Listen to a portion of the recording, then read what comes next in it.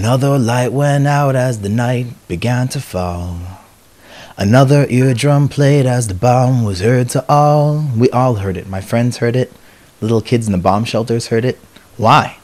Why do people have to live under falling missiles coming from a people that we're taking care of? I don't think anyone cares about our cousins, our neighbors, more than us. I don't think anyone takes care of them more than us. We don't deserve to get missiles from them. And these kids, these teenagers, these families, these mothers and fathers have to live in fear in a town called Sderot in the southern of Israel, where there's rockets being fired at them. My friends and I heard about it. We jumped into a taxi. We rented a car, picked up some hummus, went down south. I grabbed my guitar. My friend also grabbed his guitar. My other friend grabbed the video camera. We went to go make music with these people. We didn't have to look far. I mean, the bus stops were bomb shelters. Can you imagine that the bus stops had to be turned into bomb shelters? Because we survive. We're a nation of survival, and we've been surviving for thousands of years. We're not going to stop taking buses because people are bombing buses. We're going to continue. We're always going to continue. And we're going to see the amazing light. And I happen to be seeing it already. And I want you to see how amazing it is when these people are dancing together here in Sderot. Not only are they dancing together here, but they're also dancing together on the army bases. That's right, we snuck into an army base. Well, sneak in, we used some connections to get in. We got in there, and these people are just sitting there in Miluim. Miluim which means when you go to the army, you don't just go for 3 years. You're called back every year to serve. I'm talking about leaving your wife for 3 weeks. Leaving your children for weeks, leaving your work. And everyone knows it and everyone accepts it because you're putting your life on your line to defend your family. Not only did we play for the residents of Sderot on their way to school, on their way back from school, on their way to work, on their way home from work, we also decided, let's go find some soldiers, our brothers and sisters in arm, wearing green, trying to defend us. So we got into the car and we started to drive out looking for an army base down south. I mean, there's got to be one, right? Instead, we found this hill. This amazing hill with this amazing beautiful tree. Kind of looks like a famous Joshua tree, or kind of looks like a famous Florida orange tree. And on this hill, we found ourselves with the IDF behind us and Gaza right in front of us. So we were right in the middle of the two. We saw missiles go over our head. We heard tanks shooting. It was so intense. And you could just feel the shaking in your chest. And we started to play music. We started to sing in prayer for our brothers, putting their life on the line for the only democracy in the Middle East, for all the women in the world, for all the Ethiopians here, for everyone who's here. And as we're singing and praying for the well-being of our nation and for the whole entire world, guess who followed us there? All the news stations came and they were right behind us filming. We got to talk to all of them, and we got to really share with them our view and our feelings about Israel. Some of them just really didn't have the heart to hear it because they were there on a mission, sent by people to make Israel look evil. It was heartbreaking. Can you believe that kind of stuff exists in the world? We got back in the car and we traveled down the road and we found an army base. One of our friends, who's also a musician, in the car with us, his brother was in the army base, so he got us in. We found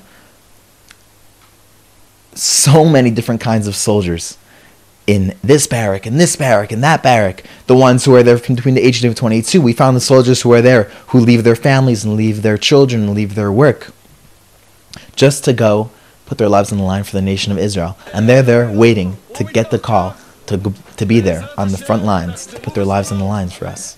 I mean, what could we say? What could we do? These guys are doing the real thing. The real thing. This is serious courage. I'm talking about Lion of Judah courage, you know? Fearless. No fear. We started singing. We came in there singing harmonies, playing guitars really strong. You would think these guys would be like, no, we want to sleep. Come on, leave us alone. We're about to go to war.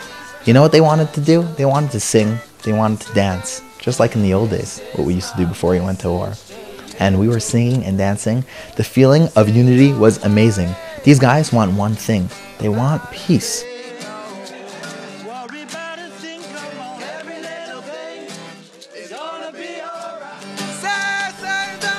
The night was unbelievable. Our adrenaline level was so high. We didn't know how to leave. We had to.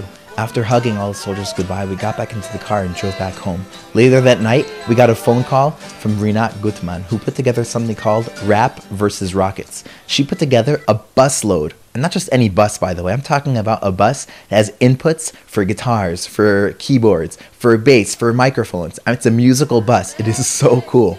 She put together this bus full of famous musicians from Israel, Shotei Nevuah, Roi Levi, other amazing people as well, came with us for this amazing journey on day number 2, down south, during the war. We went to how many army bases? 3 or 4 army bases. We went with sound systems. It was rocking. The soldiers were singing and dancing.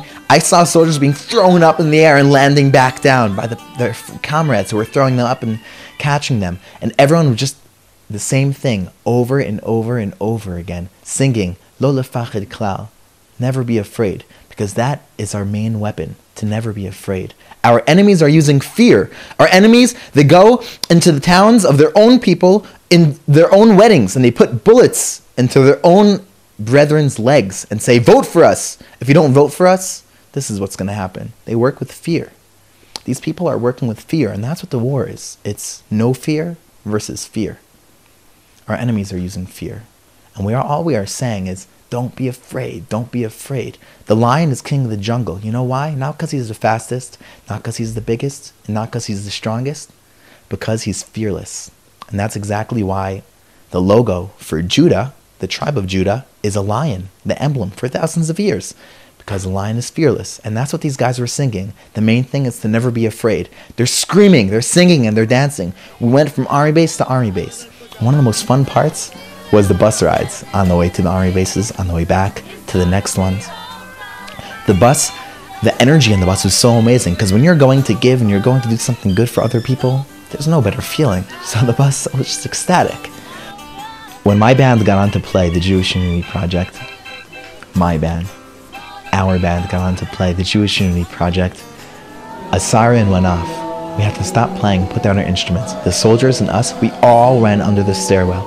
We ran under the stairwell. I brought my guitar with me, and we just kept on singing and playing the whole time. Because like I said earlier, nothing's going to stop us.